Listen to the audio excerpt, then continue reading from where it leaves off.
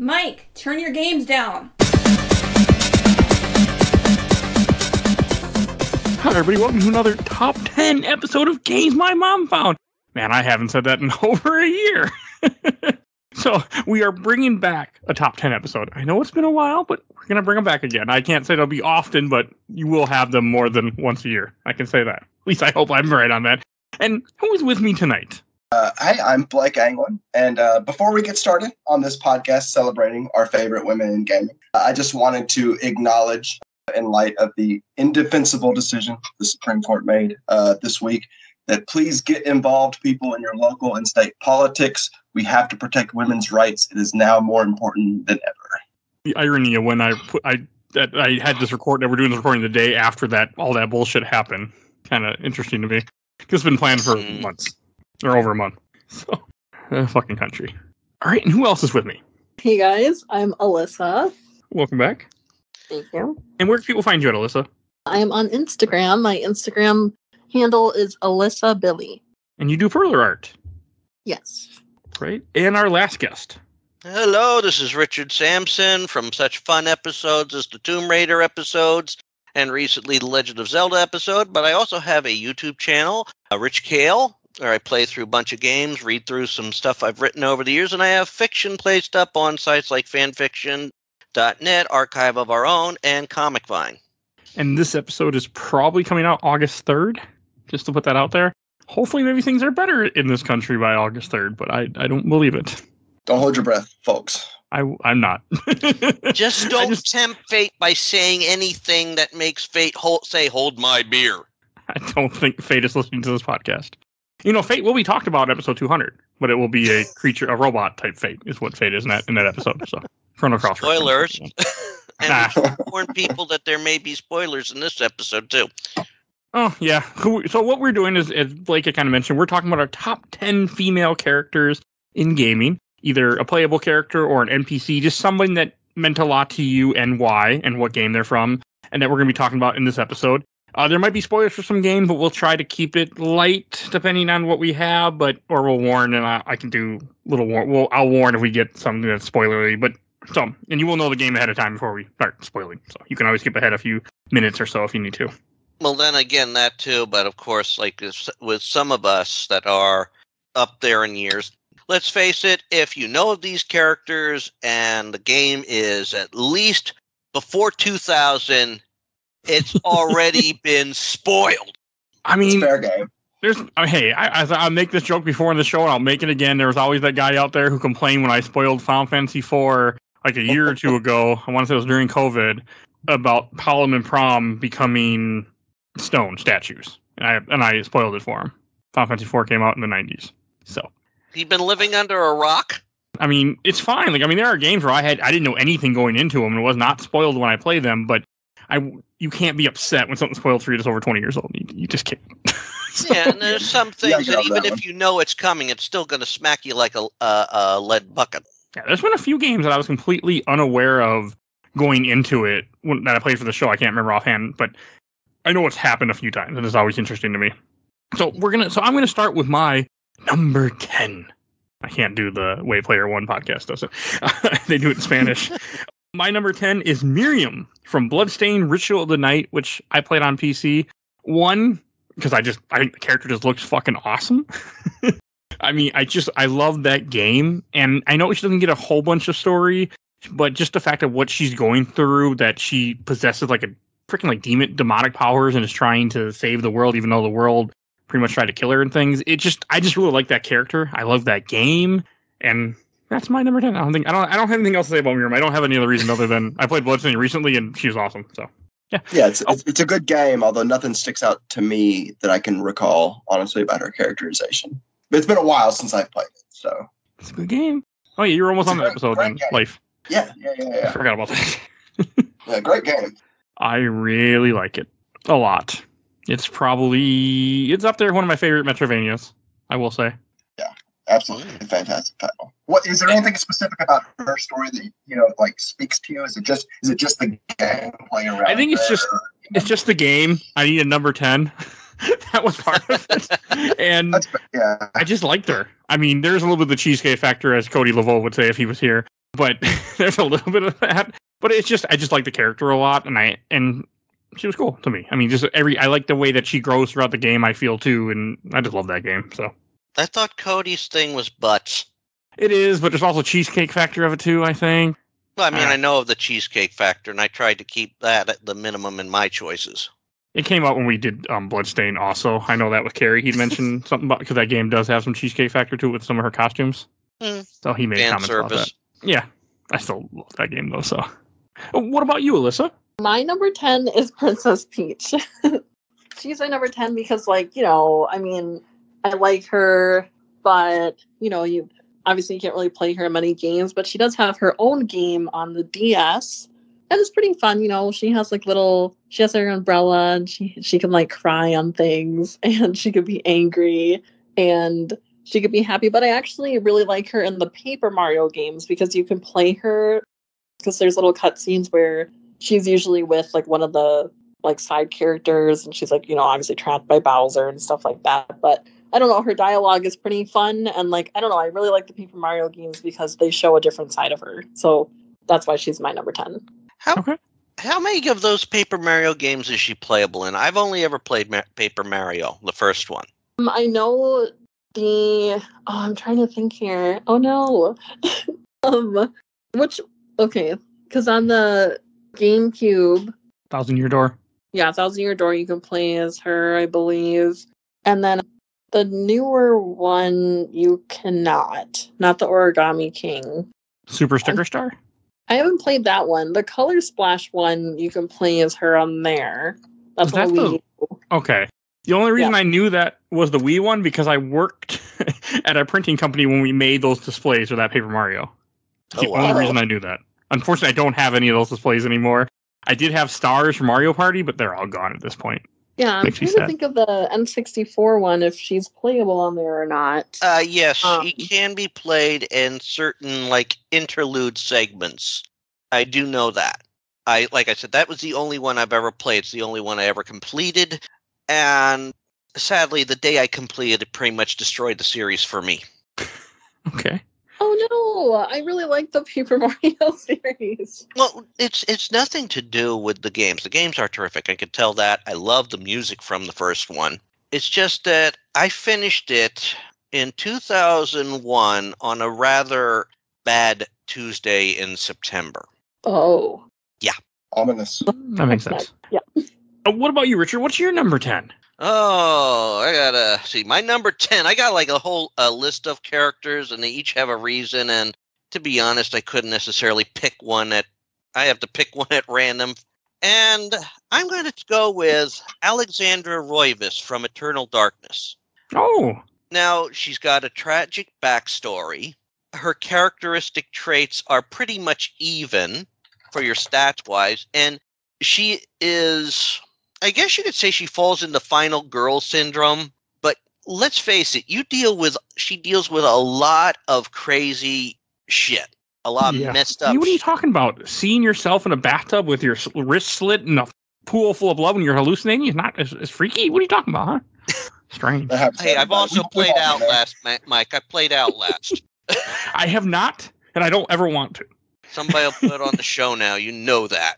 I control what goes on the show, so hey. But yeah, I mean, she's a very tough character. She's a very strong character. And yes, we've got the voice factor of Jennifer Hale in there, too. But she is a very excellent character. She really is. And that game is fucked up. So good, but fucked up. I should play it again. I don't ever... That game's... Okay, it's been on the show, but since it's been a couple years, that was when I first bought my house, and I was playing that game in the dark, and it was just was not a good. And I wasn't used to living in a house. I was used to apartments. So I'm used to one floor, one door, two rooms, not freaking two different exits, 3 floors. I was not used to anything like owning a house, and nope, did not go well. Well, imagine how well it would have gone if you had been playing it on the actual hardware too. That would have been even freakier. I own a copy because they designed it to mess with the hardware too. So. That game. Good game, though. Really good game. Yes. Blake, what about you for number 10? Okay, so I really struggled. I ended up with a short list of 23 people that I methodically and painfully whittled down. Peach didn't make my list, but she made my short list, but not my final one. But I did want to touch her. Excellent Super Smash Bros. Character and totally underrated Super Mario 2 protagonist. So, and guys, Super Mario RPG, totally OP party member. So we got to give some love to Peach. So I actually randomized my final 10. I couldn't do them. And, so you might not. But I'm doing it right as we do it. So yeah, mine's random. And so, of course, like my total homer pick is the first one I'm going to be talking about. I ended up with a Chiaki Nanami from Danganronpa 2. Probably not a super well-known game. Some of you may have played it, some maybe not. No idea what it is. So Danganronpa, its reputation runs ahead of its games, I swear. Yeah, that's fair. So just like a brief breakdown. So Danganronpa is a series where a bunch of high school students with exceptional abilities are essentially kidnapped and forced to play like a murder game where they have to murder each other and the last one living will be set free. It's like the premise. Chiaki, yeah, it's a fascinating series. Highly recommend. Chiaki is the ultimate gamer in the series, so they each have an exceptional talent. Chiaki's the best gamer in the world. Perhaps a bit of a Mary Sue in her characterization. She kind of exists as just like the protagonist's kind of ideal partner, but it's a really affecting game. It has an accompanying anime that really fleshes her out. Essentially, she is murdered and causes her classmates to kind of spiral into a despair that kind of kicks off the entire series in ways. But she herself is just probably the most adorable, like anime-ish protagonist character in gaming, and just I don't have much to say beyond that. But I just love and protect Chiaki with every fiber of my being. Okay, I've never played the series. I've been tempted, but never touched it. Fantastic. Can't recommend enough. Okay. Although, yeah, there is so they're very they're like Japanese kind of visual novels, and so you do get some of that humor or kind of debauchery from those. Doesn't always translate well. It can come off frankly a little pervy sometimes. That's Japanese culture, though. Yeah, Danganronpa is not free from that. But it does touch on some pretty heavy things, and it's certainly worth the play, in my opinion. Okay, it's on PC. I've seen it before, because I know it. A lot of you probably know it from the bear with the black and white face, yin yang on the cover. Yeah, yes, Monokuma have him. He's sitting here next to me. That's how I know of it. Was it on PSP? There's a spin-off, Ultra Despair Girls, that is definitely on PSP. Okay. And the trilogy has been remastered a couple times, so it's pretty widely available at this point. Okay. I've never played it, but maybe one day. Yeah. I keep saying that, but there's a lot of games in that list of maybe one day. It's a growing list, yeah, for sure. Mm-hmm. It is. But that's okay. That's what the show's for. It makes me play stuff I never would have played. So, oh, Alyssa, what is your number 9? My number 9 is Tana from Crash Bandicoot. So I like her because you can play her in Crash It's About Time, which is the newest Crash Bandicoot game. I like her because, like, in all the Crash games, like, you can only play as him, but I thought it was pretty cool that you can play as other characters in this one, and I don't know, I just thought it was pretty cool because I like Crash games, and I just appreciated that they had a girl playable character in there. At first, I thought it was his sister, but it's not his sister. That's Coco, I think. Yes. I've never played much Crash, but... So wouldn't that Tana isn't that supposed to be his girlfriend or something? Yeah. Okay. Never played Crash 4. Well, I don't like Crash, so that's why. But oh, jeez. Yeah, not my style of game. When I was a kid, I had Crash Bandicoot 3, but that's it. I remember how my wife had the strategy guide for 4th Crash Bandicoot game, I think. Something about Which is Vortex or something like that. I can't think of the exact name right now. Okay, I forget all about the ones that came out for PS2 after it wasn't Naughty Dog anymore making them. So I cannot remember. So yeah, that's all I got. Richard, what is your number 9? Okay, number 9. Like I said, I'm doing these at random. I didn't even come up with a good quote ranking. So I'm just picking them at random here on my list. It's all our own choice. to do what we want. This one is actually not a playable character, and that is Elaine Marley from the Monkey Island franchise. I mean, she is brave. She is fierce.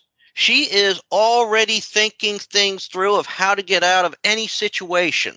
She is a very diplomatic governor figure, which is very ironic amongst a bunch of pirates. And eventually she and the series protagonist, Guybrush, do get married. In fact, she said in the last game that was released, prior to, if the new game is released by the time this is out, she said in the last episode of Tales from Monkey Island, she says, one thing I can always count on is that I can have a plan and that my Guybrush will be there in the end. I mean, let's face it, he's ready to do the right thing, and she's almost through it. At the end of the first game, she's like, I escaped a while ago, and that's a dummy in my place that was going to spray him with the root beer. Well, how'd you get free? Oh, I knew some of his old crewmates before they were dead. And she's not afraid to, say it like it is. Guybrush, you're an idiot. You're a lovable idiot, but you're an idiot.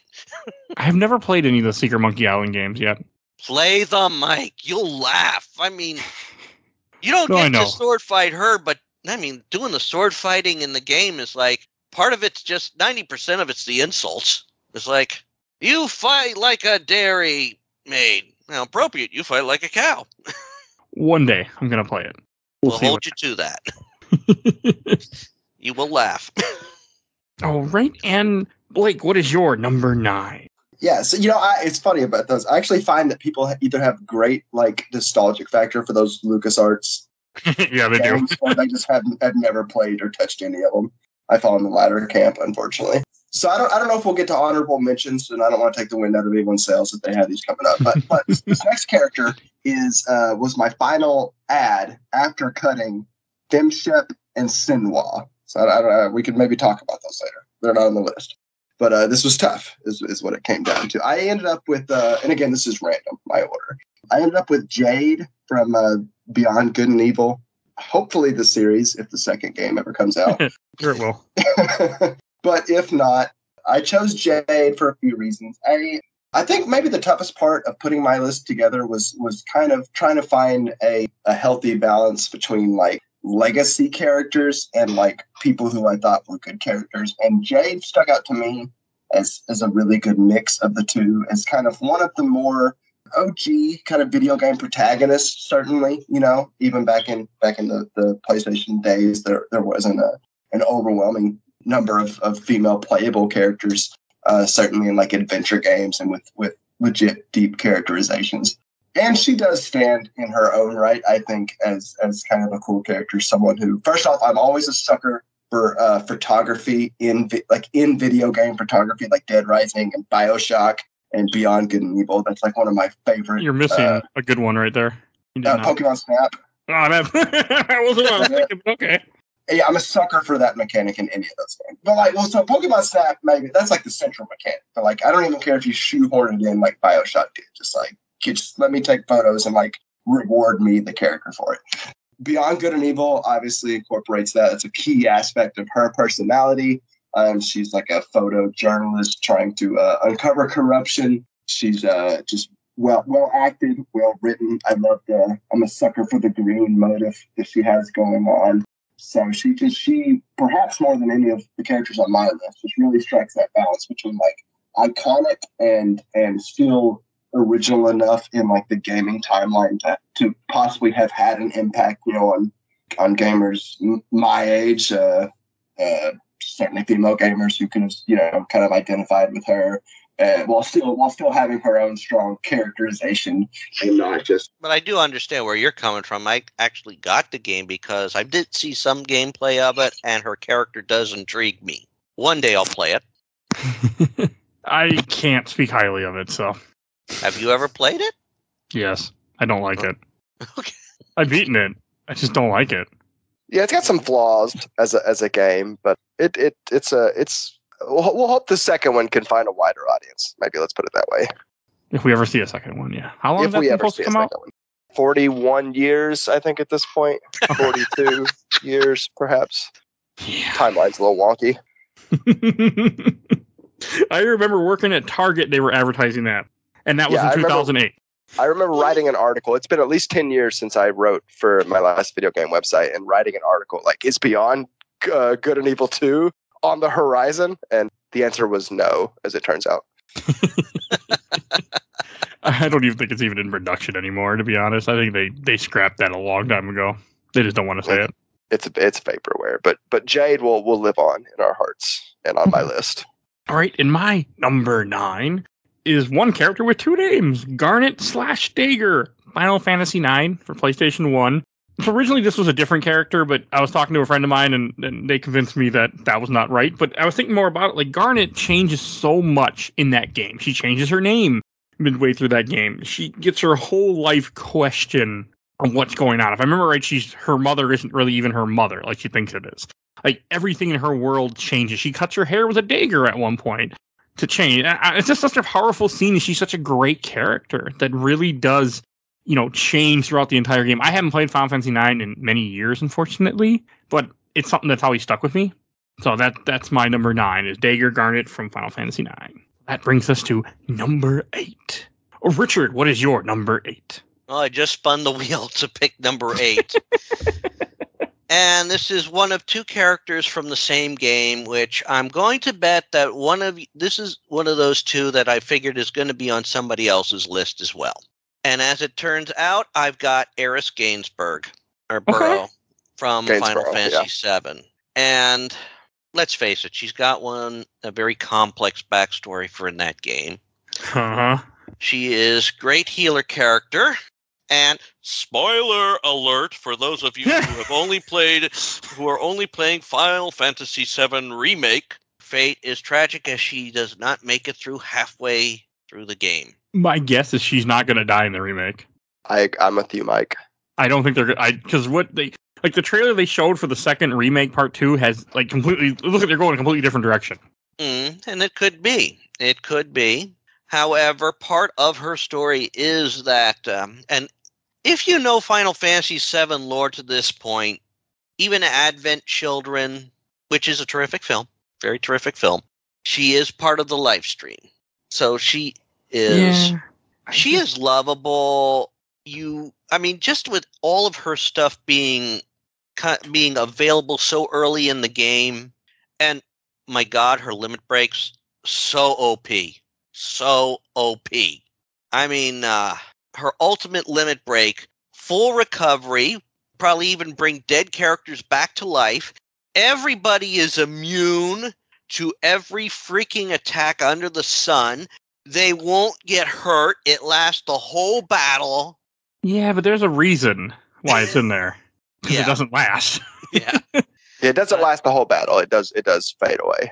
Well, that, and she just, they give her all the good abilities because they're going to fuck you over as the game progresses. Yeah. But yeah, there's an innocence to her character. Yeah. And there's this otherworldliness about her character too. So she's tragic, she's beautiful, she's a very complex character. And she takes a sword through the gut. Yep. Sword through the gut. But yeah, no, I figured she'll be. And I think though it would be a disservice if they do that again. Not if they do it again, but if they edit her story so she doesn't die. I just think that they're going to want to throw a curveball because that's such a thing that everybody's expecting that I feel like there's going to be a curveball just because. Well, and that's also the thing. I just replayed the part not too long ago, and I knew it was coming, and it still hits like a gut punch. Yeah. Or a gut sword, as it were. I haven't played 7 in over 15, 16 years. One day I'm going to do it again. I keep telling myself that. I'm going to keep telling myself that too until the day finally happens. So, hey. Yeah, but that will be my number 8. All right. And Blake, what is your number 8? So I'm going to break my random order here just for continuity's sake. First off, I hope that my official, I'm just throwing it out there, it's totally off subject, that they kill Cloud, Zack becomes the new protagonist in place of Eris. Just putting that on record for all the aggregators out there listening. No. So just to kind of, for a continuation here, Tifa is on my list, so I might as well go ahead we can get that over with now as well. I just love Tifa. Like, I don't even know if I can really like defend it so much with. I mean, she's a great character, even just in combat, like specifically gameplay wise. I love how she's a little bit different, how she kind of has the backstory of becoming a fighter because of the weakness she showed in her and Cloud's childhood. She couldn't protect her family, and she couldn't protect Cloud, and she couldn't protect her town. So she strives to become a fighter, and she does. And how that's kind of reflected in her limit breaks, how they're a little different than everyone else, and how she kind of takes on that role of protector, and then kind of de facto, of course, the love interest and kind of secondary protagonist of Final Fantasy VII. Yeah, Tifa's just an amazing character, and of course, one of the most generally beloved for both legitimate and creepy reasons. I like to think mine are more the first camp, but Tifa, I think would probably find herself on the majority of people who would make like a top 10 list of Yeah, I figured females in she would gaming. be on. I figured she'd be on somebody's list. She is like, of the female characters that are out there in gaming, she is one of the top ones to pick. Absolutely. And I love the fact that she's a great fighter character, a monk type character, if we go by the role play terms. I love that her limit breaks stack. Love it. She's always my go-to. Oh yeah, I mean, I recorded a bit of gameplay for it earlier today, and I swear I was against this one creature, and I'm like, all 5 of her limit breaks were doing like 1,000, between 1,000 to 2,000 damage. And this thing was still freaking standing. I'm like, but it was like cool to see all those limit breaks being done. I don't remember anything about her in 7. Yeah, she has the slot reel. So her limit break essentially, every other character, there's 4 levels of limit breaks. Each level except the 4th has 2 limits. Hers essentially stack. So for each one you get, instead of just a new attack, it just stacks on top of the previous one. So by the end, she has an 8-hit combo, assuming you can hit your kind of slot reels. It's just kind of a unique mechanic in there. Yeah, it's a lovely mechanic. And I will say that, yes, there is a lot of fan art for her out there. But I think one of the best ones I've ever seen, it actually showed the scar that Sephiroth inflicted on her. Oh. That's cool. Yeah, it goes sort of like right through her, but it's something that a lot of people don't even think about. And I think that's why I like that image. Well, it was in that backstory that Cloud told when he was in Calm. And then we find out that was actually Zack in his place. Spoiler! Yeah. But, Okay. Thank you, Blake, because now I took her off my list. Yeah, it does seem like a natural progression here. It doesn't matter. Okay. I'll mention my number 8. My number 8 is Lara Croft from the Tomb Raider reboot. So Tomb Raider 20, I only played the 2013 one and Rise of Tomb Raider.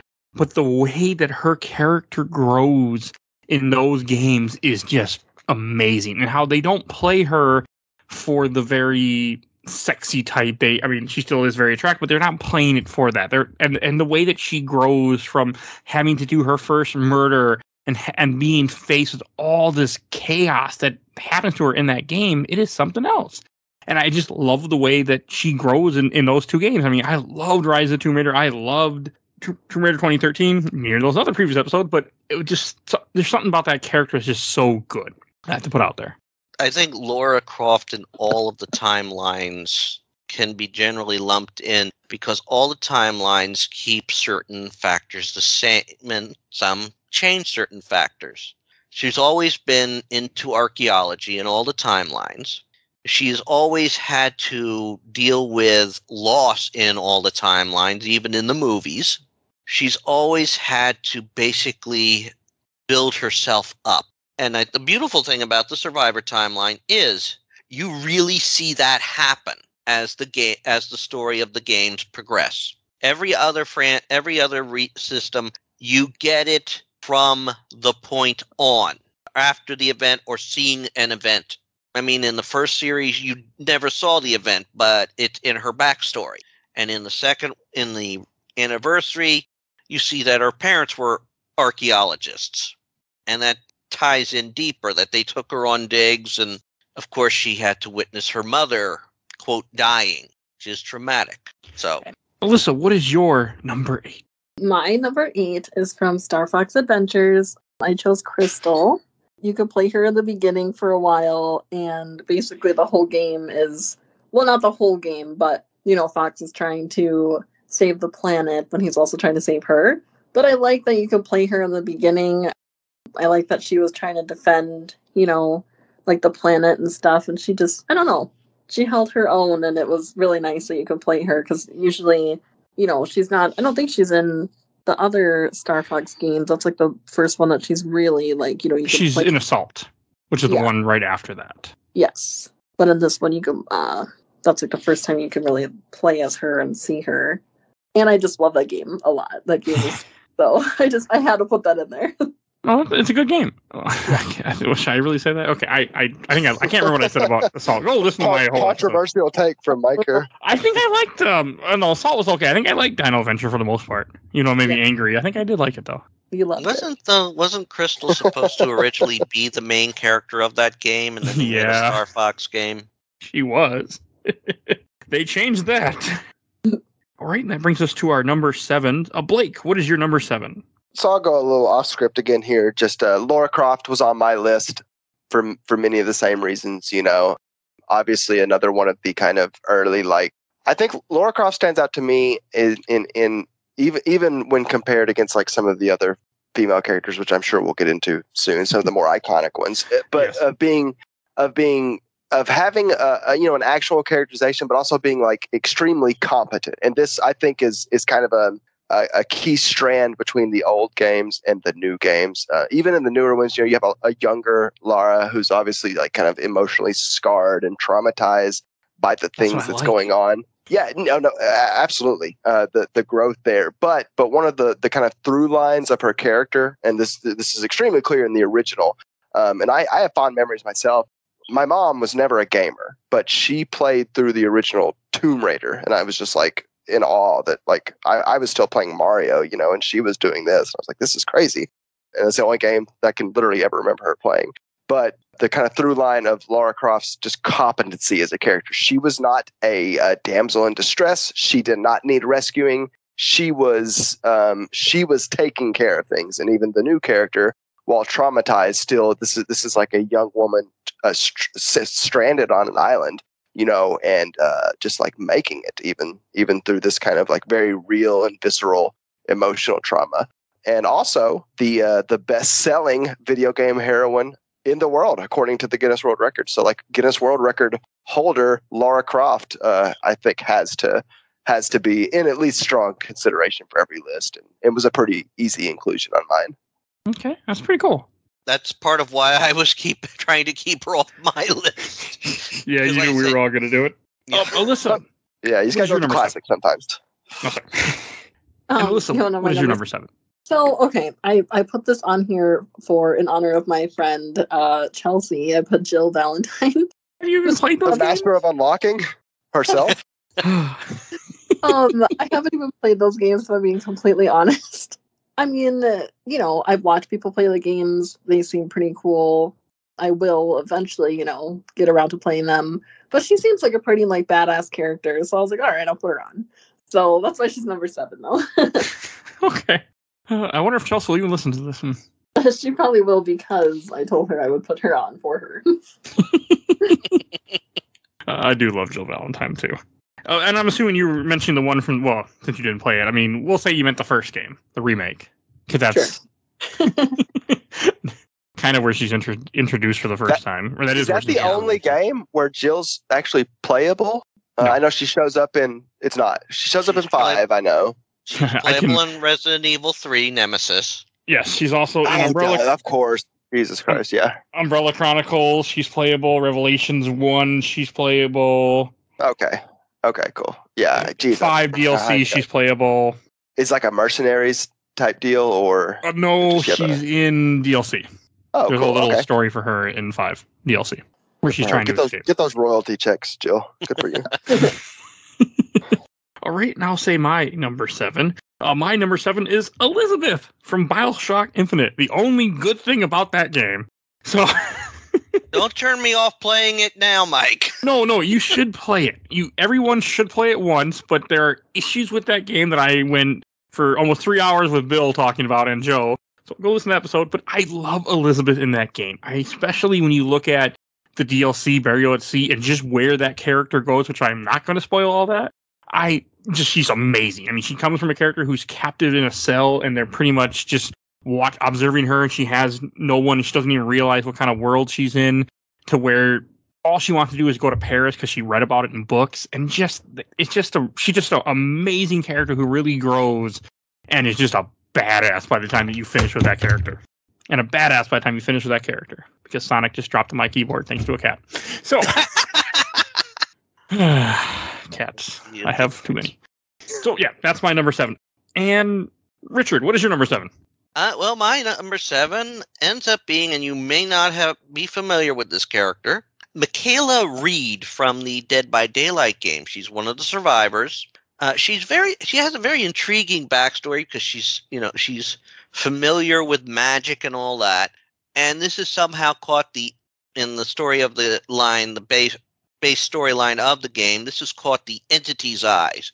And so the entity sort of abducts her into the trials and all that the survivors and the killers run.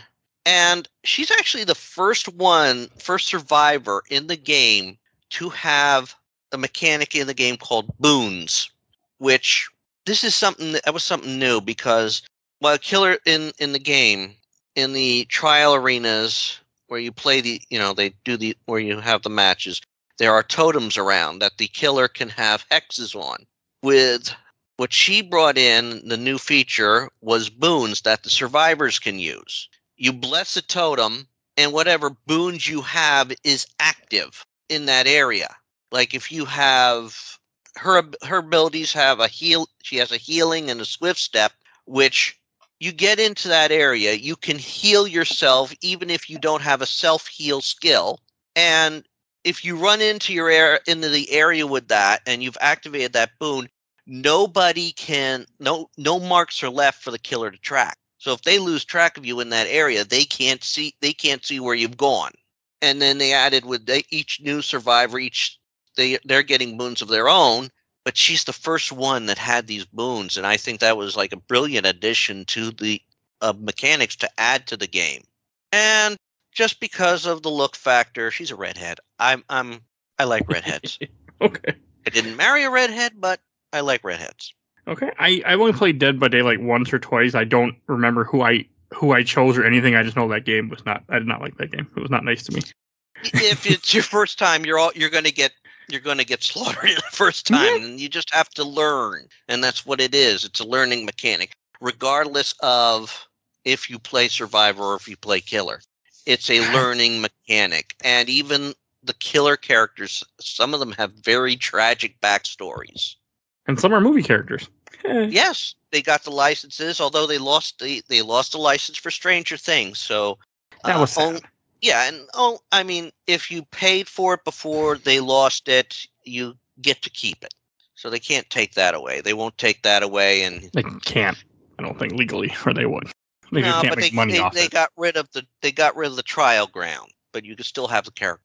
Oh, that was the level or something for Stranger Things? When they brought Stranger Things into Dead by Daylight, with any of the characters, they tend to bring in a killer, a survivor or two, and a trial ground. Okay. And for Stranger Things, it was the Hawkins Underground Institute. Oh, all right. But yeah, you still have the Demogorgon in the game. You still have Nancy Wheeler in the game. You still have Steve Harrington in the game. But if you didn't purchase them before they took it off, you can't get them. Is Jill still on there, right? Yes.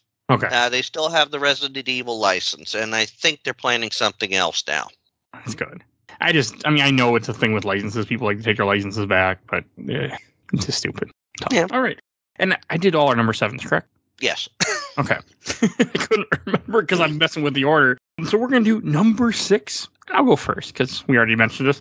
Jill Valentine, but I'm mentioning the RE3 version because I played Resident Evil 1 for the show and I liked it, but when I played Resident Evil 3 for this show, I was completely blown away by how much I'm talking about the original PS1 version, how much I really enjoyed it, and I really enjoyed her character in that. Yes, she's sexy as hell with a black skirt and the boots that make absolutely no sense, but it's just something about everything that goes on with that game and how much like her life is fucked up at the beginning of that game. You know, she's been, the police department doesn't trust her, everything's going to hell. And she's just there, and depending on what difficulty plan you have, she just has kick-ass weapons to start with. And it's always stuck with me, and I just love Jill Valentine in general. Like, she's just such a great character, as we already kind of said, so. Yes, she is a great character. She's, I've read the books that Stephanie Daniel Perry wrote, and... I regret I don't have those anymore. Yeah, I sold mine, too. I sold mine for, nothing. But I regret that. And, Richard, what is your number 6? Oh, now I gotta spin the wheel of morality. Yes. Wheel of morality. Turn. Tell us the lesson we shall. Oh, good. This is one I can have a little fun with because I just started playing the games. And that is Shantae. Oh, okay. Shantae series. Now, I love this. She is smart. She is resourceful. She's innocent in a very humorous way. And you've got to say something for a character whose debut game was on a system that was being phased out. You've got to say something for that. Is it Game Boy Color? Yeah, it was Game Boy Color at the end of its life cycle when they were more focused on Game Boy Advance. So it's amazing that this character got so remembered that they were able to revitalize it and get to 4 more games. And I got to point out, because my daughter pointed out when I got it free off GOG, I knew she would notice it. Shantae in the last 3 games of the series, she's voiced by Christina V, who is a very talented voice actress, and she's played several heroic characters I know of, and one my daughter loves is Ladybug from Miraculous. And Shantae, she's a half genie, and she's so innocent. Doesn't realize things, and sometimes it gets her into trouble because I was playing I only got into a half hour of the game, and she goes back to her home and she's like, I'm going to slip into the tub. Now, of course, you don't see her disrobe or anything like that, but she's in the tub, and then she's like, wait a minute, I don't have a tub. I know what you're talking about. It was a trap. But she can't stand still. She cannot stand still to save her life. She's always got to be moving. And yes, she's got, as David Bowie would say, dance, magic dance. Because most of her magic ability, she's dancing. Like I said, she can't stand still. She's standing and she's bopping and hips are swaying. And she's crouched down to do an attack. Hips are swaying. I'm like, how can this girl not stand still? I want to play it one day. I want to play the series. I have a bunch of them on Steam, but I've never touched them yet. You should. I'm going to actually I plan to pick up at the time we're recording this, I plan to pick up the second game while it's on sale. Okay. But by the time you hear this, I'll have already done that. Well, they won't be on sale either way, but hey. Well, you never know. You never know. They might go on sale again. You never know. Steam does do a lot of sales. Well, I do GOG too, so. Oh, okay. I mean, I got the third game free off GOG, but she's such a clever character, and to come from a system, the first game came out on a system that was being phased out, and she's so memorable. You've got to say something for a character like that. Okay. All right, and Alyssa, what is your number 6? Okay, guys, don't make fun of me. So I grew up Super Monkey Balls, so I have Mimi on there because she's super cute, and I usually picked the baby on there, but I would always want to pick Mimi, but my sister would always pick her first. But yeah, I just have her on there because I grew up playing that game a lot, and she's a playable character on all of the Super Monkey Ball games, on the GameCube and on the Game Boy Advance, and then even the newer one where they remastered on the Switch. But yeah, I thought I'd put her in there because I figured that's definitely not going to be on any of your guys' list. So I wanted to put that on there. Okay. And Blake, what is your number 6? So I gotta say, if you had asked me before we started to like put together a list of maybe 100 games that we might possibly see on here, I don't think Super Monkey Ball or Dead by Daylight would have appeared on those. But I appreciate that you guys both sold me on your visions. So good stuff. For mine, I went with Yuna from Final Fantasy X, my second Final Fantasy character now. And Blake, in honor of Yuna. Okay, that hurts. All right, sorry, had to be done.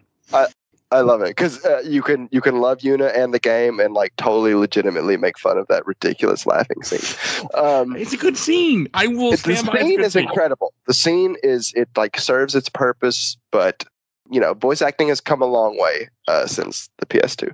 Is what we'll just leave it at that. I choose Yuna because in Final Fantasy X, you know, just her character is really well written. I think just a very kind of you know, realistic kind of portrayal of a human with pros, but also like real flaws. You know, Yuna's certainly very kind and you know, willful and strong, but also you know, a bit naive and young and even kind of brash in some of her actions, but someone who still is willing to kind of sacrifice herself for what she believes in and her growth alongside you know, Titus and their relationship. But I would say I was even more invested in Yuna's story playing through Final Fantasy X. And I still, to this day, will absolutely champion Final Fantasy X-2. Is an amazing game that everyone should play. Great game. Agreed. And I think that her first off, her design in Final Fantasy X-2 is just one of my favorite character designs in general. She's just fantastic all around. And just the kind of continued growth of her character through there into like the confident young woman you see in Final Fantasy X-2 from the kind of naive child of the original game. Just a total killer of a character that I can't say enough nice things about. Yeah, because she really changes so much as that game progresses. A lot of real growth, yeah, for sure. Yeah, I love 10. It's an amazing characters game. is always good. And that brings us to number 5. And Alyssa, what is your number 5?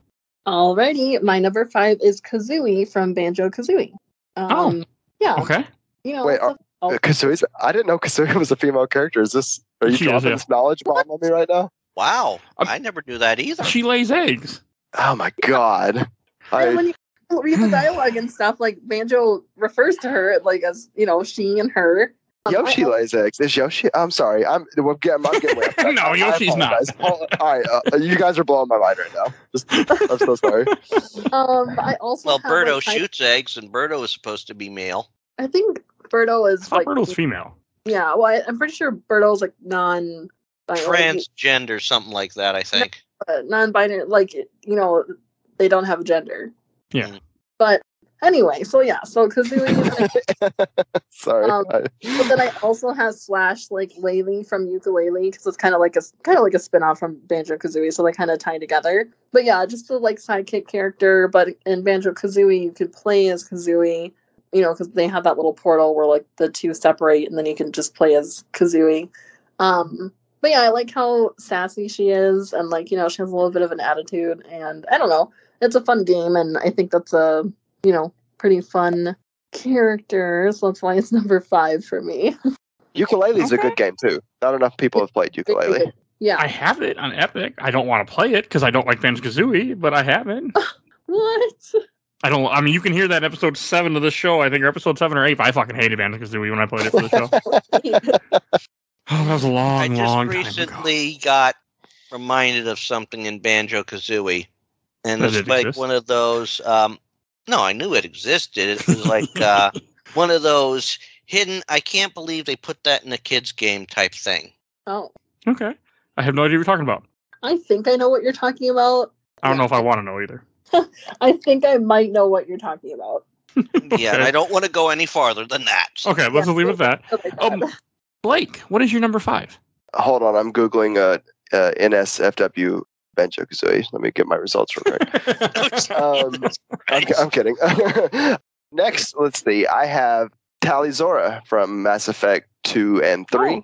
So Tali, another character that, you know, well, I say 2 and 3, but she's from the original as well. She's in one. Yeah, one of the OG characters. Like I said, I ended up cutting Femshep for reasons we can possibly discuss later. But the Mass Effect series in general is just I think one of just a masterclass of writing in the characters specifically, and Tali is just an amazing example of a kind of strong female character who has her own goals and ambitions, and certainly throughout the series kind of works to achieve those in concert with you, the player, and just a great party member in terms of gameplay and mechanics. I love having Tali around, but specifically her characterization from the kind of runaway young pilgrimage Quarian from the first game all the way up to like an admiral in the Quarian army through 3.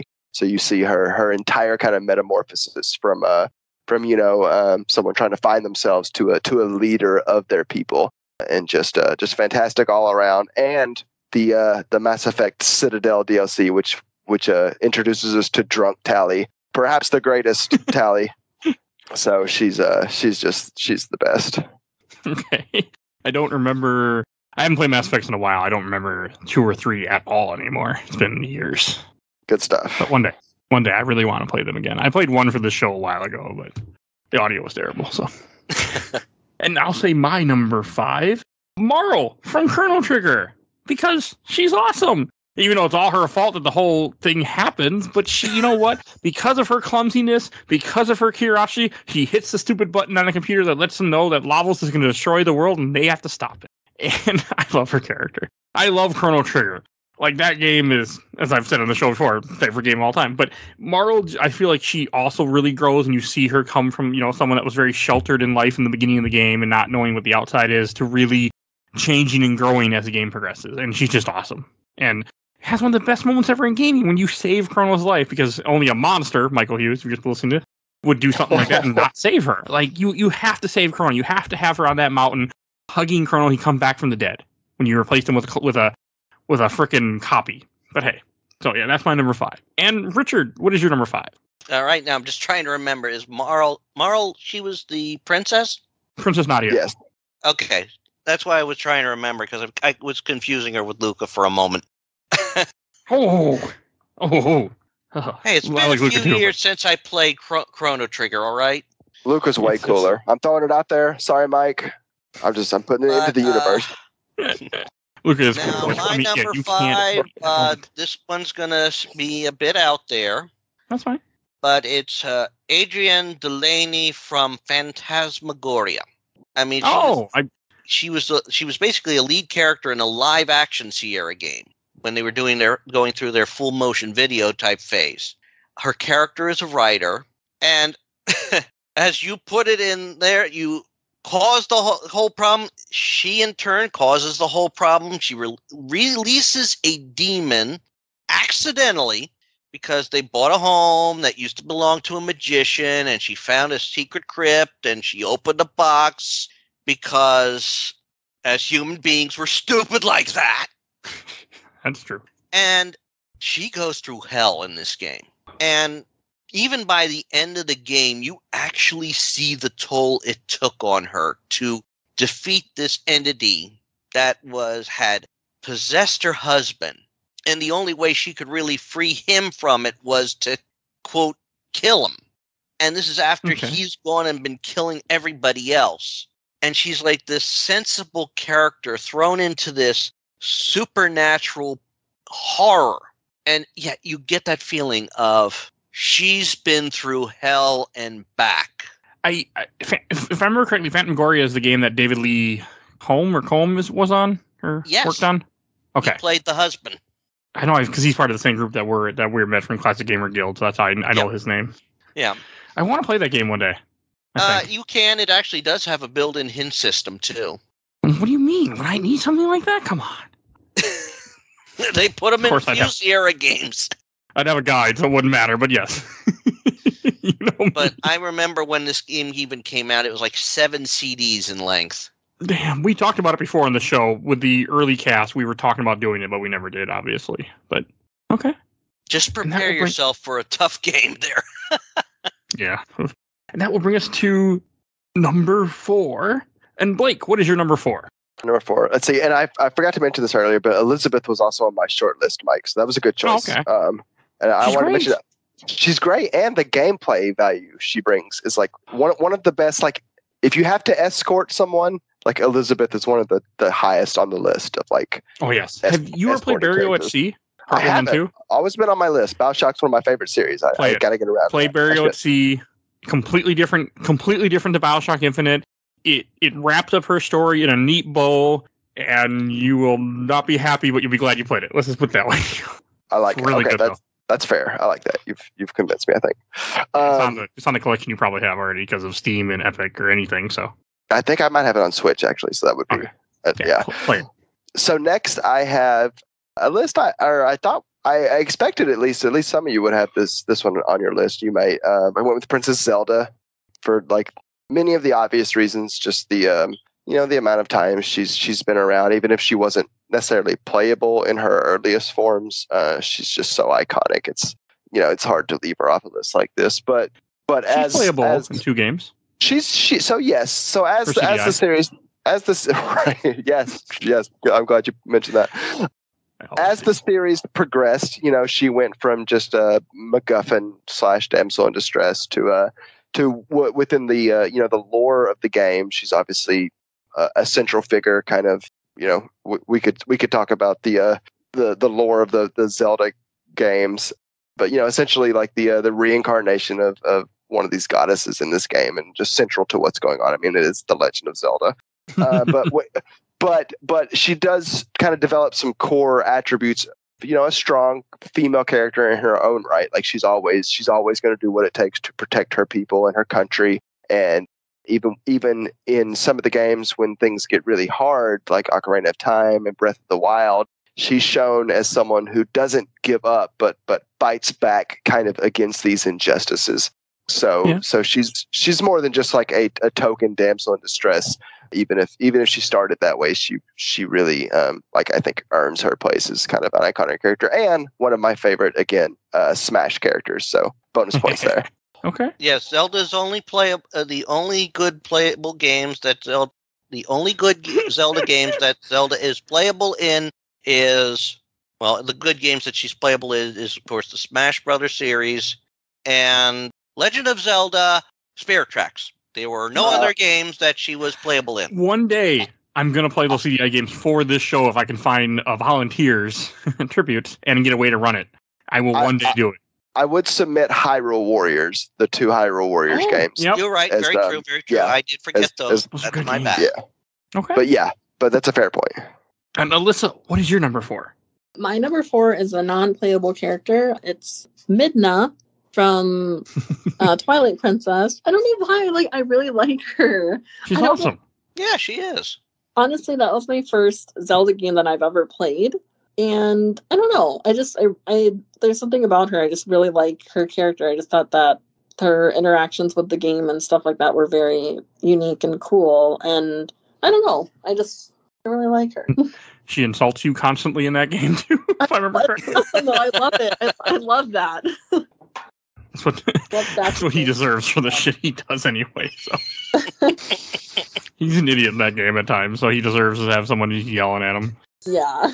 I haven't played Twilight Princess in a while, but I like Twilight Princess a lot. That is a very, very good game. People do not give it. Is it worth picking out as like a Zelda game? I've never played it. Yes, but if you can play the Wii U version, or if they ever fucking release it on Switch, the HD version is way better just because they simplify a few things that are annoying. For Twilight Princess? Yeah. The amount of gold things you have to collect in different parts is cut down, so you don't have to collect as many in the game. There's a few other. I had the GameCube Wii and Wii U version, but the Wii U version, there's a few other things that they did, some quality of life improvements. So I always recommend that one. But the GameCube, everything's better on the GameCube. I've played the GameCube version. I've played the Wii U, the Wii version. Actually, I was working my way through Twilight Princess basically when my daughter was born. That's something that'll always stick with you. Yeah. I even remember trying to replay it, and I was sitting on the floor in our apartment at the time in front of the game, and I had her in my lap. Because I didn't necessarily feel bad about her seeing it, because these are fantasy creatures that are getting the living daylights. What was she, 1? Or not even one? Not even one. Nothing computes. Nothing computes, so it's all fine. And Richard, what is your number 4? Well, number 4 turned out to be more recent character too, which I do have a fondness for, and that's Kathy Rain from the Kathy Rain games. Oh, okay. Well, she has a very complex backstory. I mean, her parents were split. Her mother was crazy. As you discover, she was a teenager who got pregnant, and, well, she had it aborted. She didn't want her mother involved, but because she was a teenager, of course, they had to tell her. But she's also sassy in a good way. I mean, she's about ready to sass back at people and have that sarcastic wit we had in the 90s. She has some, quote, bad habits. You know, she's got a bit of a smoking habit. You can tell she has that, quote, stereotypical bad girl vibe about her, but she's a good person. I mean, she will use her, quote, some of these bad traits in a positive way. And I got to admit, I love the banter she has with her roommate, which is pretty much a complete opposite. And she gets surprised by her roommate too. But she is a very complex character. And yes, I will admit that there is some visual appeal to her character, which is kind of remarkable given that this is done in the style of the point and click type of games that would be predominant in the early to mid 90s, which is also set in the mid 90s. And she's dealing with trying to figure out what happened to her grandfather. I mean, he passed away at the beginning of the game, but for years he's been in sort of like a vegetative state. She's very I love that she's a complex character. I love that she shows she cares for people, even people you wouldn't think she would care of given her style. And she's not afraid to kick butt when she has to. One day I want to play some of those series. I never have yet, though. Yeah, I mean, there's only like 2 Kathy Rain games out. The initial release and then the director's cut, which has some more to it. And I'm actually enjoying the director's cut right now. All right.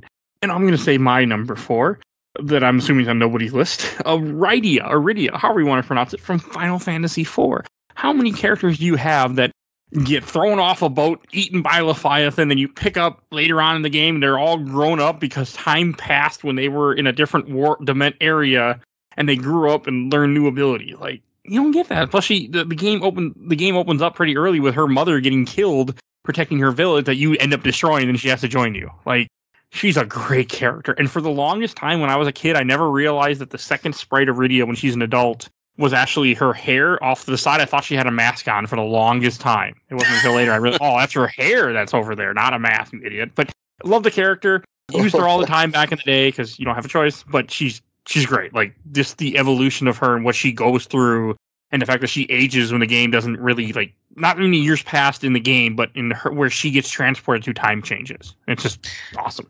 She's the kind of character that is developed well and can make you second guess the eye candy appeal of the character that some of those characters were drawn with. Blake, do you have anything in common for Iridia? Because I know you played 4 before. I'm pretty positive. It's a great pick. She made my short list, not my final list. Okay. I think ultimately I passed on her. I'm not as familiar with 4. But yeah, obviously you get the kind of growth, and this was what, early 90s, so not a whole lot of female playable protagonists to choose from. So I love her design, love her gameplay elements. So yeah, definitely a worthy pick there. She is a character that is more seen as a daughter, because when you first see her, she is a kid. Yeah, and even when she gets older, you can't necessarily get that child. This was the child you were protecting, and it may have only been weeks for you, but it was years for her. Which I love. Yeah, I love that I really too. And love that. She's a character, well, there is the, quote, eye candy appeal. I cannot look at her in that way because I knew where she came from. Plus, it's old sprites. Yeah. Well, that will bring us to number 3. And Richard, what is your number 3? Oh, I gotta spin the wheel again. Because like I said, when I came up with my list, I've listed the characters. I've had my reasons. I just can't give them a proper rating because they're all strong in different ways. And as it comes up, we have, and I'm sure that this one's not on your list. In fact, I only found out about this character and a game through a podcast many, many years ago, and I was only able to get the game in more recent years, actually before my wife passed. And this is Naja from Aquaria. I've been meaning to play this one day. Yeah, it's actually a very good game. I haven't played fully through it myself. She is a very enigmatic character because she can't remember her past. And as you play through the game, you learn more about her. She evolves as a character. She meets someone in the course of the game, and even by the end of the game, they are married. They have a child, because apparently. But she's such a complex character, and part of her story is revealed as you play the game. Now, since I haven't fully played through it, and I've only looked things up briefly, I can't say how the full reveal is. The only reason I know this game, because one of my previous co-hosts, Mike, had always mentioned this. It's on Steam, but it never goes on sale. It's on my wish. It hasn't gone on sale like in years. It's an older game, so I've been waiting one day for this.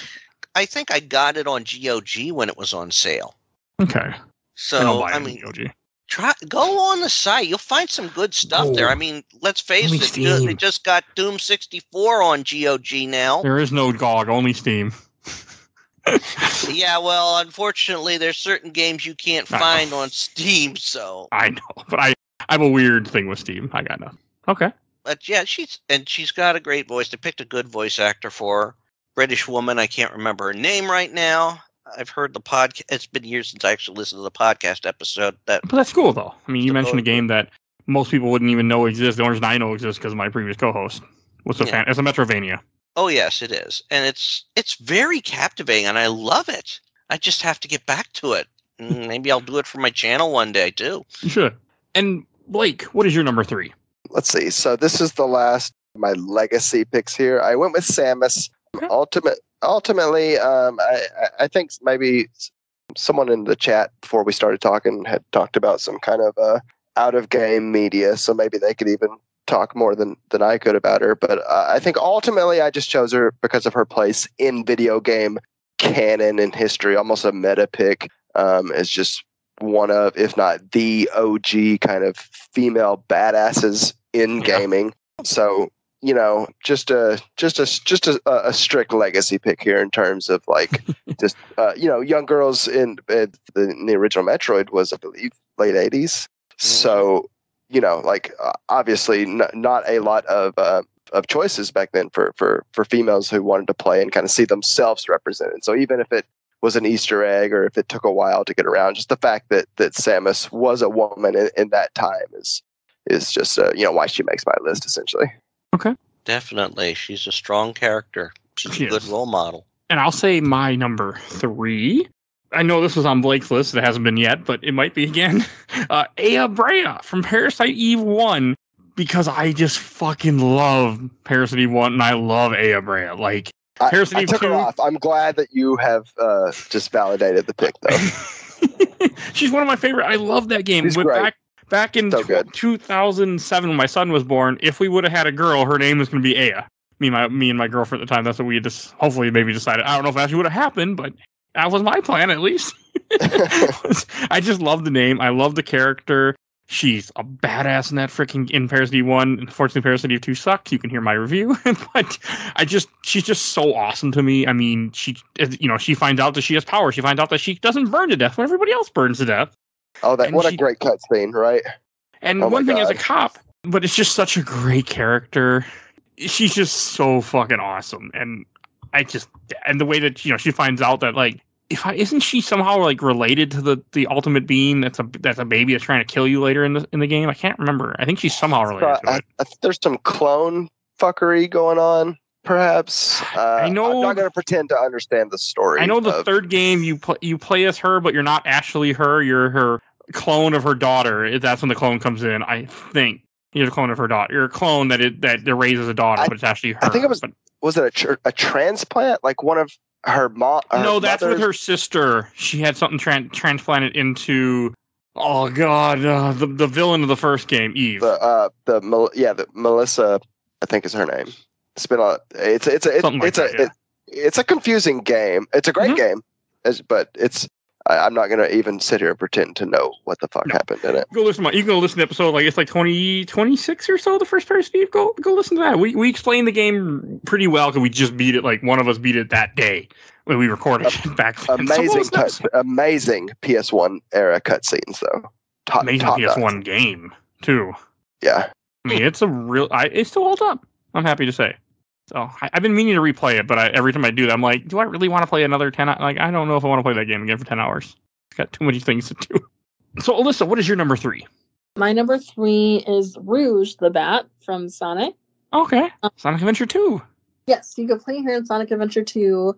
I like her, cutscenes with Knuckles. I don't know, I just like their interactions and stuff like that.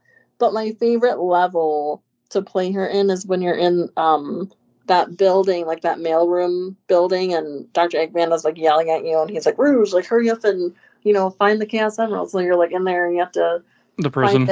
Yeah, because her dialogue in there is just kind of funny because she's kind of irritated with him and stuff. But yeah, I just she's kind of a sneaky mischievous character, and I don't know, I liked her levels in that game and her gameplay. So yeah, that's why and I really love that game too, so that's why she's it's a good game. On my number 3. Okay. I think that brings us to number 2 then, if my math is correct. And I'll go first. I haven't done that lately. My number 2 is Celeste from Final Fantasy VI. How many characters jump off a freaking cliff in the game and commit suicide and survive? I knew she was going to be on your list. I love it. I mean, when you first meet her, she's chained up and you have to rescue her. And they're like, yeah, I think there's a joke if you still wear your costume, aren't you short for an Imperial Trooper? Star Wars reference. But it's just everything goes on with that game where you think she's a traitor, but she's not a traitor. She sacrifices herself multiple times throughout the game to save your life. She freaking uses a raft that in most cases dead fake father made for her, and just goes off not even knowing where the hell it's going to lead. Okay, I'm just going to go float off of the sea. She is great. Such a great character, goes through so much shit throughout that game, and I love Celeste. So that's my number 2.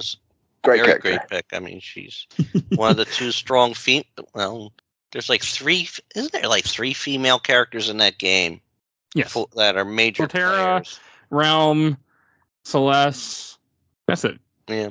Yeah. But that's a good pick. I mean, she's one of the 2 natural magic users. I have issues with certain comments in that game that involve Realm, so we're just gonna stay right. Yeah. I wasn't mentioning Realm. I was talking. I mean, she those Terra and Celeste are the only ones who can really use magic from the get-go.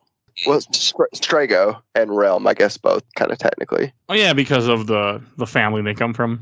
Yeah, they just keep it hidden. Episode 150. If you want to hear me and Blake talk about 6 for 3 hours. Yeah, for real. Richard, what is your number 2? Number 2. We want to spin the wheel of morality again. Hey, the choices are getting smaller. Okay, so a lot of them that I'd love to mention, and we go with another. And we go with another computer, one from the computers, another one from a Sierra game, and that is Princess Rosella of Daventry from the King's Quest franchise. She was the first female lead in the franchise, although her first appearance has her as the, quote, damsel in distress. But you see her as a very strong, independent woman. I mean, even when the one bad guy character gets revealed to be, he's a decent looking guy, but she's not about ready to fall head over heels for him. In fact, even by the end of 7, those 2 characters are not, quote, engaged to be married or anything. They're just courting. Because, you got to have that respect for such a strong character. She goes through a lot in those games. I mean, she's basically goes on her quest because her father has fallen gravely ill. And so you go to the land, you're brought to the land of Tamir, and to disguise you, you are made to look like a peasant girl, and she must, quote, find this magical apple. Oh, she's Snow White? No. But she has to then acquire 3 things for this evil queen, evil fairy queen, and it's her, quote, son, who you later find out was abducted from his actual family. And she is such a strong character. She is one of those early female playable leads. And even later, you still see she's headstrong. She'll butt heads with her father or with her mother about, quote, getting married. She doesn't want to get married yet, which is something that all royal princesses must do eventually. And then also with added lore, she is shown to be very, even when she gets in over her head, she does what she can. She does what she has to because she is royalty. She must be the leader. Okay. We have to play this someday. Oh, yeah. You have to play all the King's Quest games. I should play those. I don't know if I will, but I should. All right. And Blake, what is your number 2? My number 2, I went with, and I did save these last 2 because I feel like these were the only 2 that I feel like I could confidently order. So number 2 for me is Clementine from the Walking Dead series. A theme of mine has been like growth, in characters, and I'm not sure that any character kind of personifies that more than Clementine, who we see grow up from a literal child into a protector of her own through multiple seasons and episodes of this Walking Dead game. 5 games, right?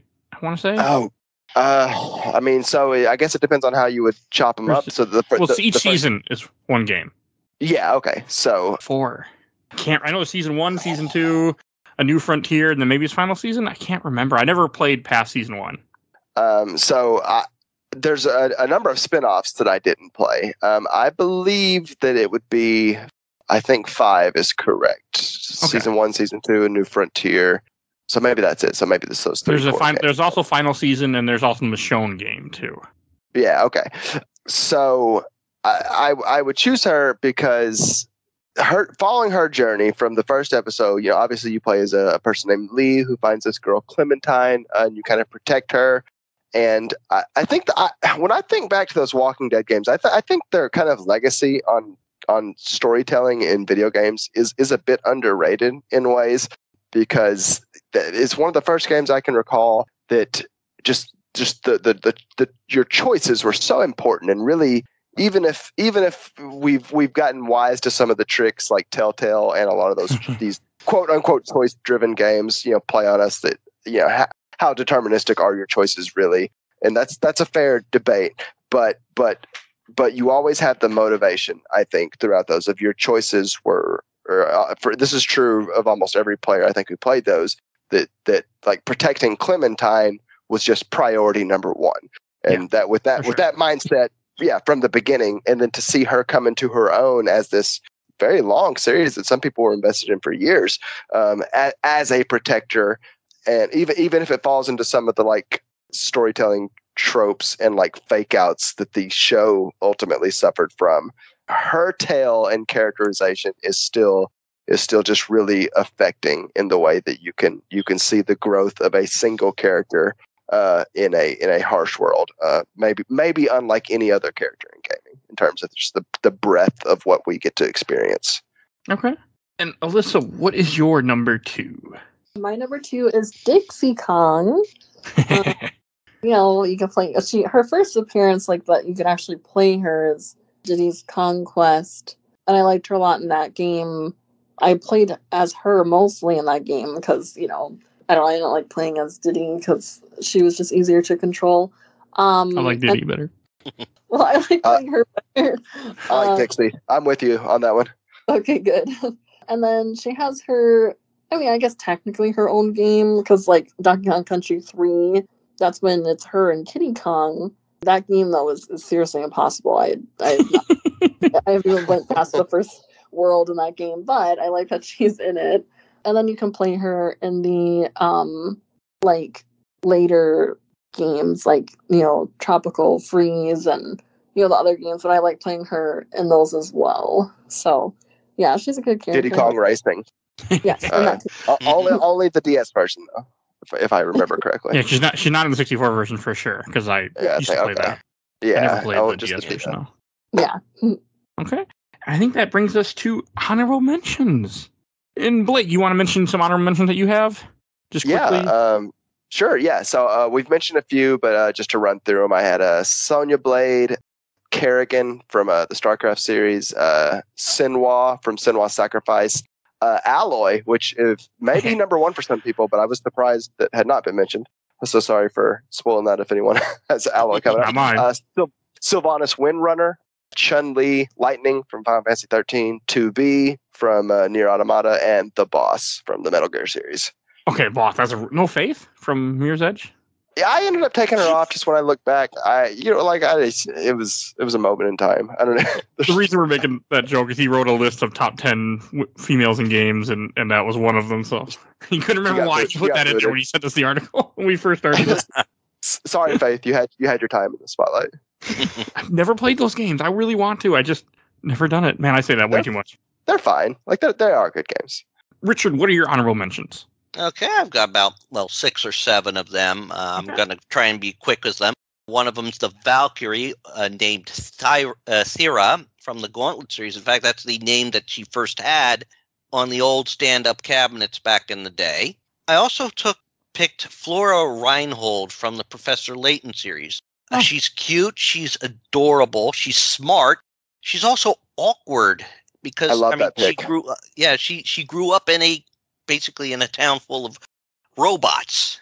I picked Carrie Fernandez from Castlevania 64. She's cute, magic user, and she's had some of the more challenging levels in the Nintendo 64 games. Her bad ending is relatively troublesome, and I believe she's supposed to be a descendant of Silpha Belnades. And I know you mentioned Sonya Blade. I picked her daughter, Cassie Cage, because that is a girl who has one hell of a complex character through the games, and she's the daughter of Johnny and Sonya. I mean, she loves both her parents and wants to make them both happy. And I think she's got a bit of a closer feel for who her father actually is than her mother. Her mother, I mean, in the storyline of the series, her mother was sort of afraid to be a parent and delve too much into work. I have Amanda Ripley on there from Alien Isolation. Yep, good game. Very resourceful, tragic backstory, and seeking closure linked to her mother's disappearance. And this honorable mention here is a recent addition to the list, and that's Felicia from Darkstalkers. I mean, she's cute, she's innocent, she's generally a good-natured creature in the franchise.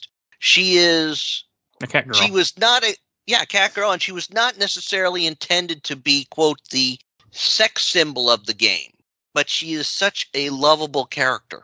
And go ahead. I regret I've never played Darkstalkers at all yet. I've been talking about doing it someday for the show, just to do like a mini, just to play. Cause I never really experienced that series much. But I don't like. I remember playing it in the arcades. And one character that I didn't put on the list because she is initially not a video game character, but that's Jubilee from X-Men Legends. Because she'd have to be in a game to count for this list. Yeah, I know. Well, X-Men Legends, she is playable in the game. She is? Yes. Okay. That would qualify. I haven't played that in so long. God. Yeah, I wasn't initially going to get. I got that game as a Christmas gift from my brothers-in-law. So I need to put that. And I was surprised to find her in the game, and yeah, she's playable. And I've always had a fondness for the character. Okay. All right. And Alyssa, you have any honorable mentions? Yes. So Isabelle from Animal Crossing. I just had to throw that in there. Love it. I really like Blaze from Sonic. Sonic Rush. I like her a lot. I like the look of the character, and I don't know, she's just pretty cool. And then another one is Rosalina from Mario. She's on Super Mario Galaxy, and then on some of the Mario parties and stuff like that. And then the last one that I had is actually a game that we covered last week, which was Life is Strange. Max Caulfield. I actually really love that game. I don't know. I really like that game a lot. It's a fucked up game. I really like that game a lot. I don't know. I like the character because it was just so realistic, and I really appreciate that game. So I was like, oh, I'm gonna throw her in there. But yeah, Okay. that's it. That's Right. good choices. Before I mention mine, I'm just going to mention 9 of Blair Farrell's from comic book video. Is it? God, he's going to kill me. He won't care, but I'm trying to think. I think it's comicbookvideogames.com, his website. He's been on the show many times. His list, because he was unfortunately not able to make it due to scheduling, his from 10 to 2, Laura Croft from the 2006 Crystal Dynamics trilogy, Claire Redfield, which we have not even mentioned yet, Jill Valentine, Tronbon, Chun-Li, Aya Brea, Regina from Dino Crisis, and Bayonetta. And I'm going to wait on his number 1 till we do that. And then I have a few honorable mentions to I want to say, because I had a rule of not the same, not a character from the same game.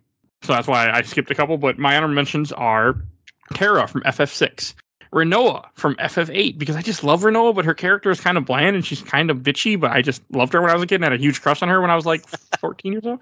So that's in here. And Alyssa LaSalle from Comic Star Heroine. That's only on here because I've been playing that game this week. Spoiler. Rosa from Final Fantasy IV. And my last one mention is Ayla from Chrono Trigger, only because I couldn't put her above Marl, even though Ayla is fucking awesome. But yeah, Marl had to go first.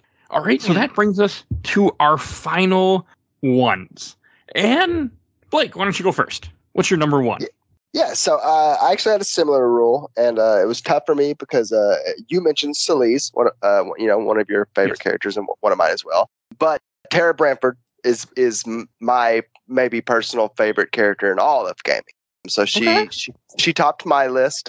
A lot of this is, in all fairness, a complete nostalgia pick. Final Fantasy VI is, I've long considered, potentially the greatest game ever made. Certainly one of them. Yes. Yeah, right. I'll die on that hill. Certainly one of my all-time favorite games, and I just remember being really affected by her story of kind of a woman who had her will literally taken away from her. You know, Kefka puts a slave crown on her head and kind of controls her to commit these atrocities, and so she's. When we start the game, she's free for the first time in her adult life, and just Final Fantasy VI is interesting, as many of you know, a true ensemble cast that the plot kind of pretty quickly spreads out beyond just her story, but she obviously remains very important to the overall plot. But her individual story of this growth from this person who doesn't know where they fit in and knows they're perhaps a little bit different than everyone else, to kind of this protector. She finds her own makeshift family near the end, and she decides that protecting them is her identity. So she just really see this kind of organic growth of someone who finds their purpose throughout. And so losing her, the way the game is set up, obviously your party's kind of disbanded halfway through, so the second half of the game kind of involves you tracking down your previous party members, and tracking her down is a big ordeal. She's who you start the game with. She's kind of would quote unquote be your main character. So when she refuses to join your party in the second half of the game because she has her own goals, I was just really affected by that playing it as a kid, that that these weren't just characters that I was controlling at my whims. Like, this was someone with their own goals in game, and for her to kind of show that growth and of course find her own meaning, I just found really, really meaningful, and it's always stuck with me. And her design and just gameplay and history and legacy and everything is just up there for me for sure. Okay. And Alyssa, what is your number 1? Okay, mine's a little strange, I guess. So I really love the game Skyrim, and it's a non-playable character that's my number 1. It's Carlia. So if you guys don't know that game, No idea. What? Okay, well, if you do the Thieves Guild main storyline, basically she was in Thieves Guild, but they betrayed her and tried framing her for stuff, and I don't know, a bunch of stuff happened, but she joins this Nightingale crew, and I don't know, I just love her armor that she has, because you can become a Nightingale like her. I love the voice acting of her character. And then I just like her backstory. Like, she was just trying to, like, defend her friend that was killed. And, I don't know. I really love her character. Like, whenever I play the game, I always do the Thieves Guild just so that I can get that armor and so that, like, I can do that storyline with her in it. Because I really love her character a lot. And it's just a good game, so. Okay. And Richard, what is your number one? Okay. I'm bracing myself after this one came up on the wheel.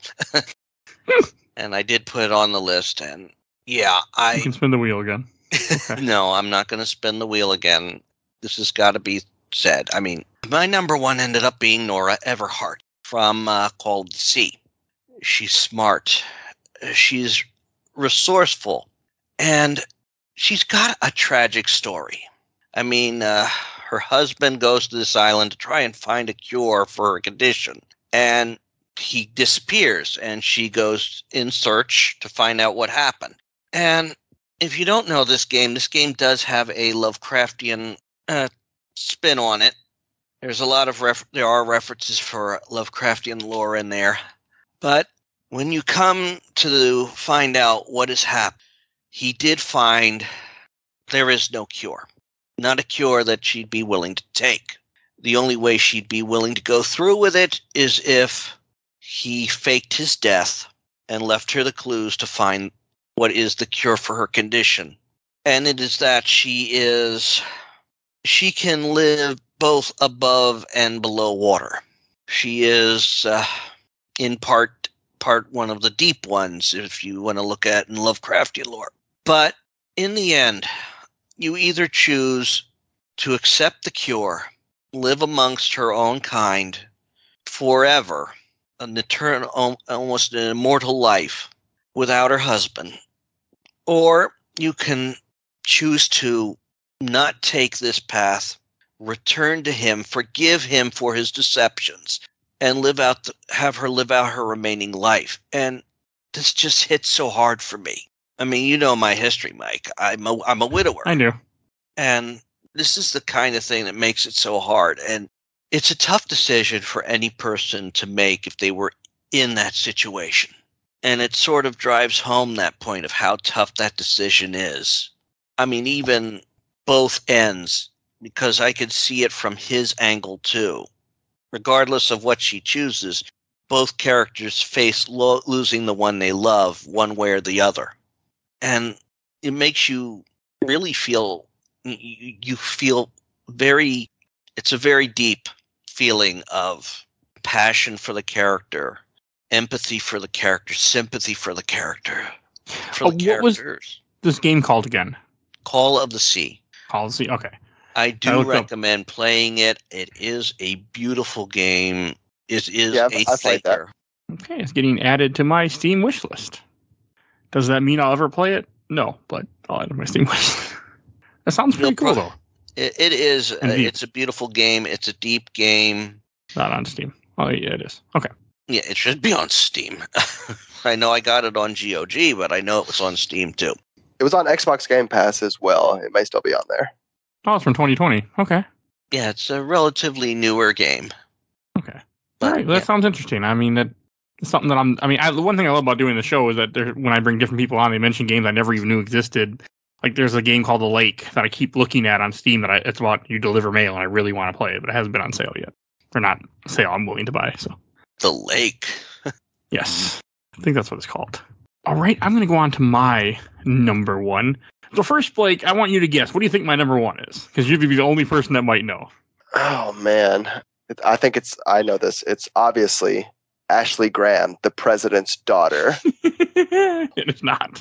It's from an RPG, though. My number one, I'm assuming you played this game. If anyone on the show has, it's probably only been you, is Eliam Van Houten from Xenogears. No, I've never played it. You never played Xenogears? No, do I need to? Obviously, I do. I think it's actually up there with one of my favorite RPGs of the PS1 era. It's a really damn good game. So Ellie Van Houten, or Ellie, as they call her in the game, she joins you early on in the game because she's actually the reason for some of your problems.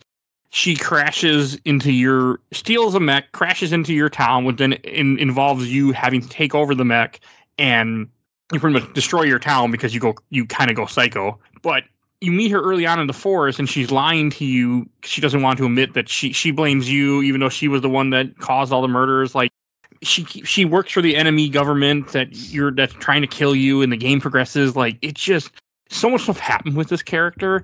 I mean, none of it's going to make sense to anyone, so I don't really consider it spoilers. You find out that she's related to someone that you painted a picture, or she was someone from thousands of years ago that your previous self in a past life painted a picture of when she was a nun, and now she's a soldier. You find out that her parents aren't her parents because everyone's blonde and blue-eyed, and that's weird. And she has red hair because she's the maid's daughter. Like, no, I mean, just so many things happen. And it's just like, and I mean, you have to fight her at one point. She has to kill you because it's her job, and she can't do it. So she takes some kind of drug called Drive, and she just goes like psychopath and tries to murder you. Really good scene. I mean, it's just, she's an amazing character, and then weird shit happens, and she becomes a different character with purple hair because she gets possessed by a demon woman with purple hair, and then she, in the end, becomes Ellie again. I don't even understand. I beat this game like 3 times. Still have no fucking idea what the hell goes on at the end of this game. But she's awesome. One of my favorite games and one of my favorite characters of all time, even though you can't use her in the damn final fight because she's possessed by a god, a demon god, or whatever the hell. It makes no sense. Let's just put it that way. But it's a game that will never get a sequel, and that's my number 1 female character, Ellie. Okay. Nice. So that wraps this up. And Richard, where can people find you at? Well, again, you can find me on my YouTube channel. It goes under Rich Kale. I also have stuff posted up on fanfiction.net, on Comic Vine, on Archive of Our Own. And a lot of that stuff is video game related. I have like good many video game fanfics that I've been working on for years. And you want to hear me read some of them, I have those videos up on YouTube as well. I'm working through them, and a new one gets put up every week at Tuesday at 10 a.m. Eastern time.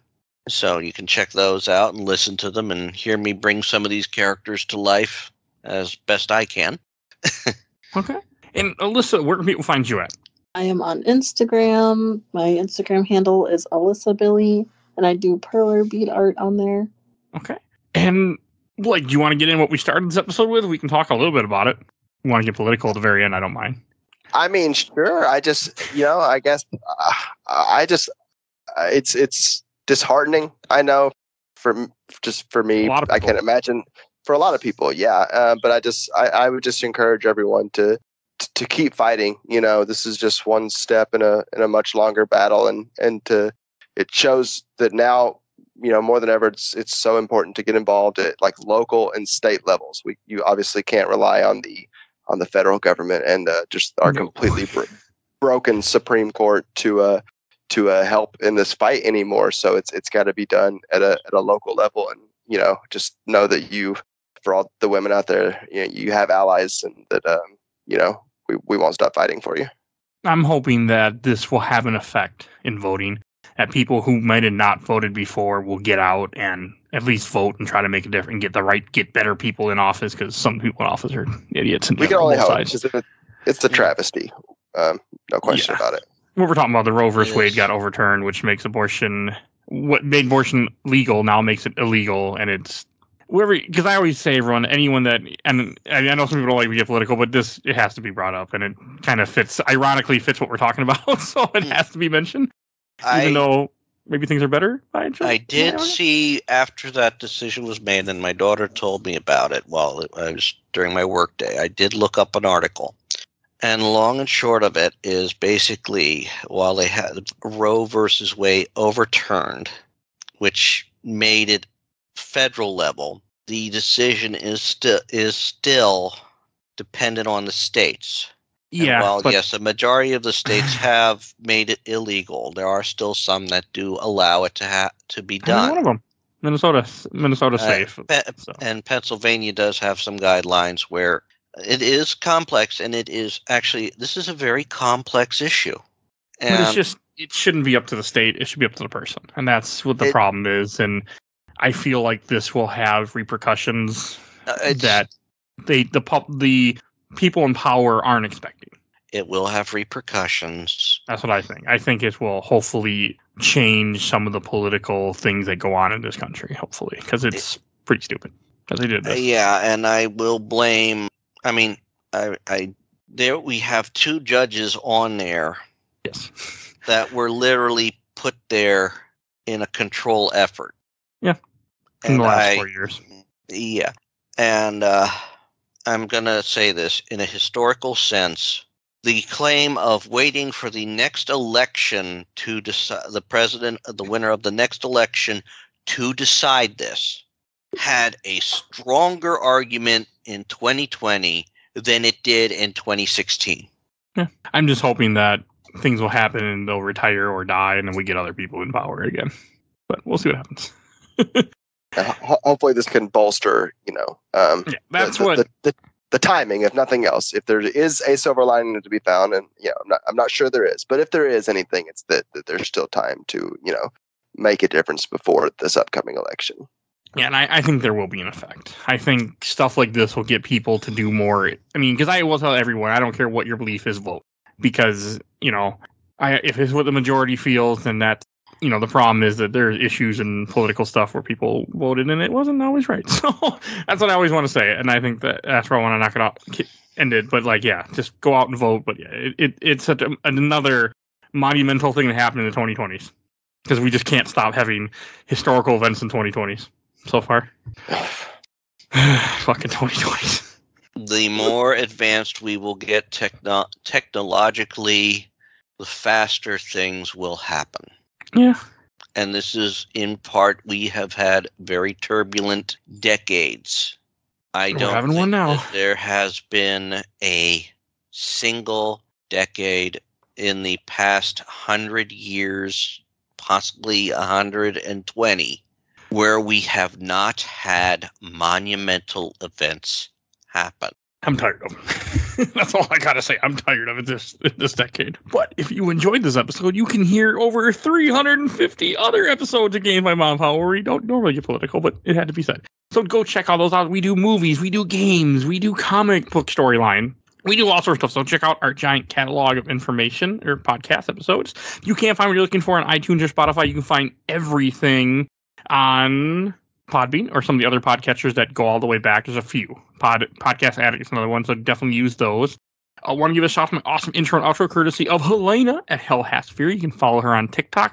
Also want to give a shout out to my buddy Bill Tucker, who did all the MCU movies with me and is on the show quite often. Started his own podcast, The Gamer Looks at 40, where he interviews people and talks about how games affected their life in a basic way. But he does a lot of good interviews. Definitely go check him out. Puts a lot of work into his show. Like, exactly, we'll record one episode for an hour and he'll make 5 episodes out of our conversation and everyone else's conversation. He's a great guy. So check him out. We also have a Patreon. As little as $1, you can vote in our Patreon polls and support the show. I don't know what it is right now because I haven't planned that far ahead, but definitely go check that out. I always plan with our episodes in the month. And then please follow us on Facebook, Instagram, Twitter, and on YouTube. Yes. Before we end, I just found the craziest coincidence. I'm sorry, I got to point this out before we end. Carlia, who Alyssa had on her list, the voice actor is the same as your number one, Ellie Van Houten. As Ellie? They share a voice actor. That's cool. Okay. Well, I think though I did hear who you had an honorable mention of Claire Redfield, Mike. Blair did. Oh, Blair. Okay. I kind of think that is so fitting that one of my honorable mentions, because let's face it, Allison Court voiced Claire Redfield in the X-Men series. She voiced Jubilee in the cartoon. She's actually been very talented, and a lot of people will probably now associate her with Claire Redfield. Yeah. And we are going to try to bring you more top 10 episodes in the future. I don't know when, but it will be less than a year. I can tell you that. So there will be more coming. I think that's everything I need to say. It's almost 2 hours. So we will see you guys all next time. Bye, everybody. Bye, all. Bye. Bye.